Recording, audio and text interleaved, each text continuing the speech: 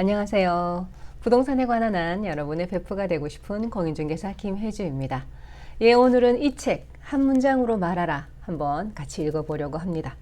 우리가 보통 남들 앞에서 이제 프레젠테이션이나 뭐 발표 같은 걸 할 때 막 머릿속이 하얘지면서 주저리 뭘 말을 하긴 하는데 좀 체계가 없이 그렇게 마무리도 좀 깔끔하게 안 되는 그런 경우가 꽤 있잖아요. 예, 진짜 돌아서 내려오면 막 계속 내가 한 말을 곱씹어 보면서 막 얼굴이 빨개지는 그런 경우가 꽤 있는데, 이 저자는 우리에게 이제 그런 기술들을 알려줍니다. 남 앞에서 스피치를 할 때 어떻게 하면 내가 전하고자 하는 그 메시지에 집중해서, 그러니까 불필요한 정보들을 다 덜어내고 원빅 메시지, 그거를 인상적으로 전달할 수 있을까, 그리고 듣는 사람들을 집중하게 할 수 있을까, 그런 스킬들을 알려줍니다. 원빅 메시지 만드는 법, 그리고 또 이런 중요한 시선 처리나 손 처리 같은 이런 비언어적 기술, 그리고 우리가 흔히 갖고 있는 나쁜 습관, 스피치 할 때 나쁜 습관, 이런 것들을 알려줍니다. 그러니까 오늘 저랑 같이 이 책을 한번 끝까지 읽어보시면 우리 스피치를 업그레이드 시킬 수 있는 그런 기술 두세 가지는 아마 습득하실 수가 있을 거예요. 저도 그중에 몇 가지 유념하고 있고요. 저랑 같이 스피치 업그레이드 시간 한번 가져보겠습니다. 제 1장이 제일 중요해서 1장을 자세하게 설명을 해드리려고 합니다. 1장의 제목은 아무리 설명해도 당신의 메시지가 전달되지 않는 이유. 우리가 흔히 저지르는 그 원고 작성하거나 스피치할 때 갖고 있는 그런 나쁜 습관, 뭘 놓치고 있는지 그걸 알려줍니다. 1. 전달하려는 정보가 너무 많아 분산된다. 그러니까 만약에 어떤 제품에 대한 이제 프레젠테이션이라면 그 제품의 장점이 너무 많아서 너무 여러 가지를 얘기해버리면 나중에 무엇을 들었는지 모르겠는 그런 이제 상황이 온다는 거죠. 그러니까 제일 중요한 하나, 원빅 메시지를 전달을 해라. 그러니까 한 문장으로 정리를 해서 명확하게 의도한 대로 그렇게 전달할 수 있게 이제 원고를 짜야 되고 스피치를 해야 된다는 거죠. 뭐 제일 인상적인 예로는 광고 카피를 들 수 있겠죠. 그러니까 열심히 일한 당신 떠나라, 이렇게 딱 인상적으로 머리에 와박히는 그런 한 문장이 있어야 된다는 거예요. 그리고 흔히 자신의 관점으로 말한다는 거죠. 자신의 관점으로 말했다, 그래서 잘 전달되지 않았다. 그러니까 청중의 관점에서 이야기하라. 이거 저 참 인상적으로 와닿았어요. 그러니까 보통 우리가 유튜브를 시작할 때나 어떤 강연을 시작할 때 오늘은 뭐뭐에 대해서 말씀드리려고 합니다, 이런 식으로 시작을 하거든요. 그러니까 이렇게 예를 들면 오늘은 제 영어 공부법의 비결을 알려드리려고 합니다, 알려드릴게요, 이렇게 이제 시작을 하는 경우가 많은데, 그게 아니라 오늘 여러분은 영어 공부법의 비결을 배우고 가게 될 것입니다, 이렇게 청중의 관점에서 이야기를 하라는 거죠. 그럼 그 사람이 내가 이걸 얻을 수가 있어? 나의 이득이 되는 이야기야? 하면서 확 관심이 간다는 거죠. 집중이 된다는 거죠. 그리고 흔히 간단하거나 간결하지 않아서 더 이제 전달이 안 되는 경우가 많죠. 그러니까 간결하게 누구라도 이해할 수 있도록, 또 구체적인 이미지가 떠오르는 말들로 표현을 해주라는 거예요. 그림을 그릴 수 있게, 이미지가 확 떠오르게 그런 말들을 표현해서 간결하게 의사 전달을 해라, 이런 이야기고요. 그리고 대체로 이제 상품을 팔려고 하는 프레젠테이션이 많기 때문에 팔려는 의도가 너무 드러나게 이제 말을 한다는 거죠.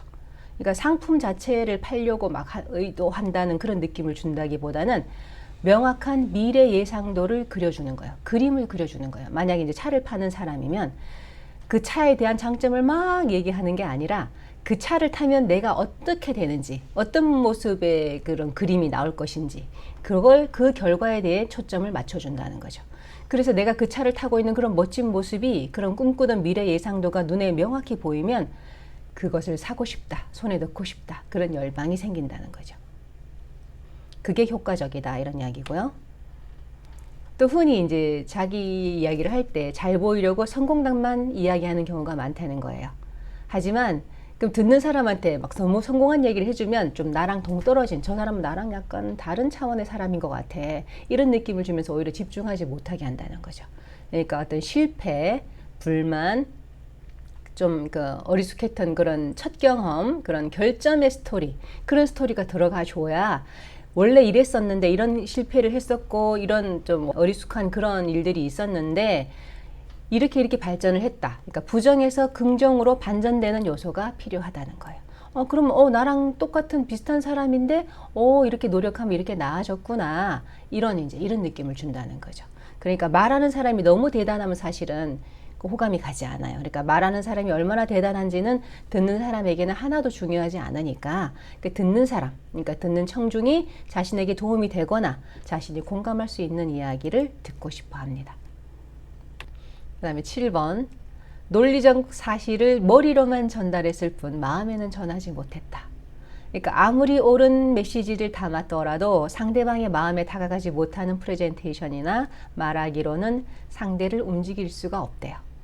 그러니까 분명히 옳고 논리적인데 내 마음은 움직이지 않는 거죠. 그러니까 감정을 전달할 수 있어야 되고 그 상대방의 마음에 다가가는 그런 감정을 실은 그런 이야기를 해줘야 된다는 거예요. 상대방이 그 감정을 느낄 수 있는 그런 이야기가 되어야 된다, 이런 이야기입니다.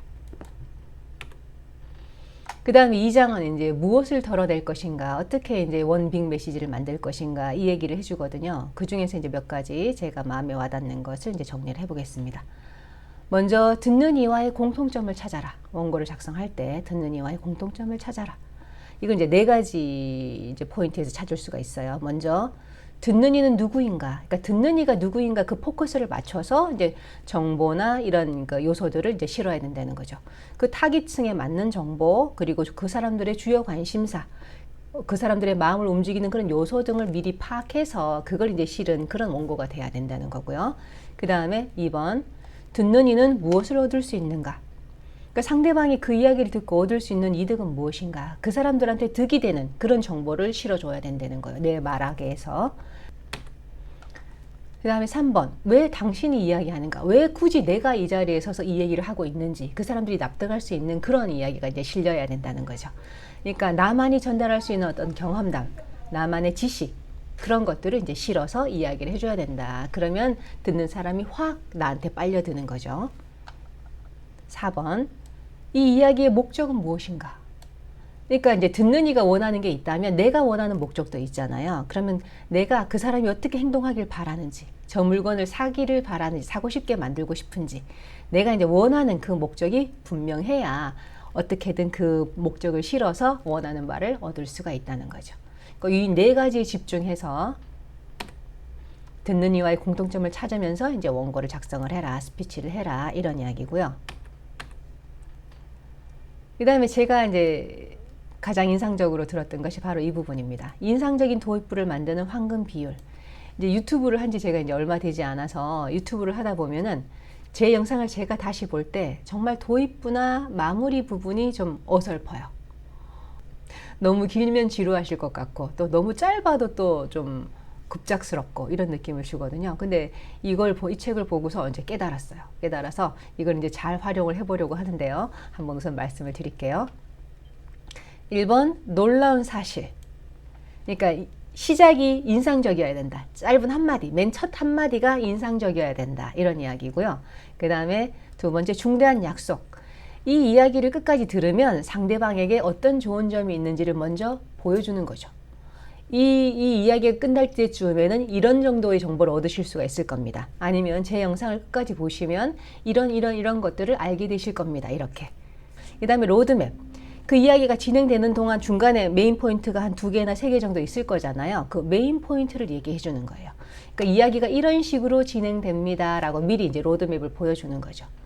그러니까 이제 이 중대한 약속이 그 도달점이라면 이 도달점으로 가기 위해서 우리는 어느 역을 거쳐서 거기까지 가게 될 겁니다. 이렇게 이제 미리 도입부에서 전달을 해주는 거예요.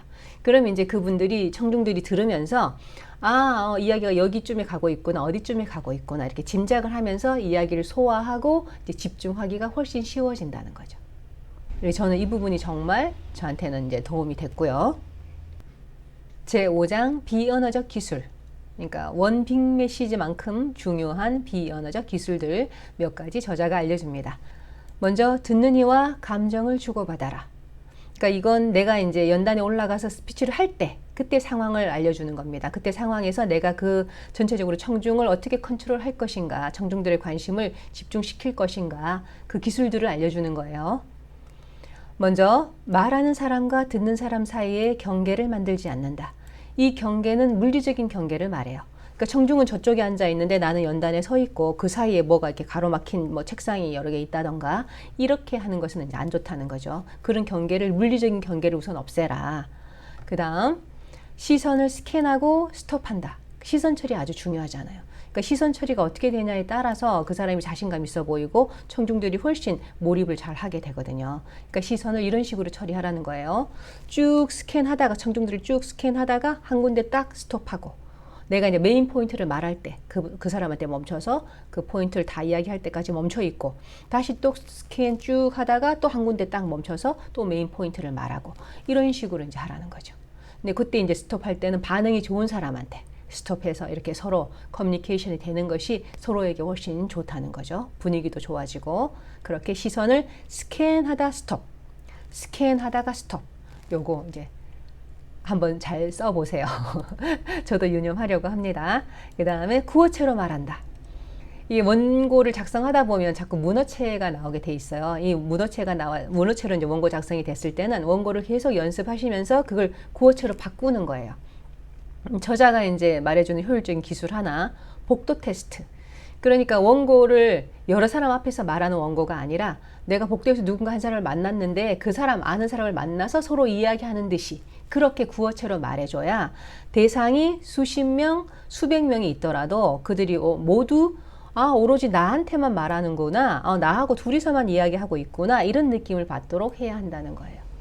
그래서 이제 이렇게 단어를 뭐 당신은, 뭐 여러분은 이렇게 말하는 건 좋지 않다고 합니다. 두 번째로 집중하게 만들려면 쉬어가라. 그러니까 상대방이 메시지를 소화할 수 있는 시간을 준다는 거예요. 이 쉬는 거 참 쉽지 않아요. 쉽지 않은데 내가 중요한 얘기 뭔가를 했으면 그 상대방이 그 메시지를 소화할 수 있는 시간이 조금 필요하다는 거예요. 몇 초라도. 그러니까 1초, 2초, 3초 이렇게 이런 시간을 준다. 그리고 내가 중요한 이야기를 이제 하려고 해요. 다음 장면에서 무엇인가 일어날 거다, 이런 전조로, 무엇인가 중요한 얘기가 나온다, 이런 전조로 살짝 쉼표를 넣어준다는 거예요. 이럴 때 과감하게 마음속으로 3초를 셴 다음에 그 다음 이야기를 하려는 거죠. 요거 쉽지 않아요. 좀 잠깐 쉬면 너무 어색하고 막 큰일 날 것 같은 이런 느낌이 드는데, 요거 한번 자꾸 연습해서 활용해 보시면 한결 스피치의 수준이 올라갈 겁니다. 그 다음에 간투사. 우리가 보통 이제 말 시작할 때 쓰는 저기 뭐 이런 것들을 없애는 3단계 기술을 알려줍니다.